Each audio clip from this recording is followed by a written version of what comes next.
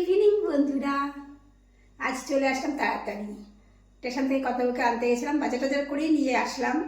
আর 7:30টার মধ্যে বাড়িতে ঢুকে গেলাম। তো কী কী বাজার করেছি সেটা একটু দেখাবো। এটা দেখাই সাধারণত, তোমাদের সবসময় দেখাই, তো দেখাচ্ছি। কাল শনিবার, তোমরা যারা আমার ভিডিও দেখো জানো আমি শনিবারে আমরা লাউ খাই। এই দেখো কচি একটা লাউ নিয়ে এসেছি। তারপরে বিস্কুটের দোকান থেকে একটা পাউরুটি নিয়ে এসেছি।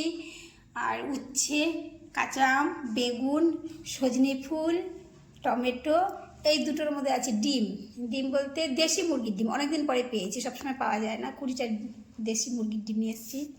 রসুন, একটা গাজর, আর এগুলো সব কলকাতা থেকে নিয়ে এসছে। কমলা লেবু, কালো আঙ্গুর, আপেল আর জিলিপি, এগুলো নিয়ে এসছে কলকাতা থেকে। এই হলো আমার আজকের বাজার। টাটা।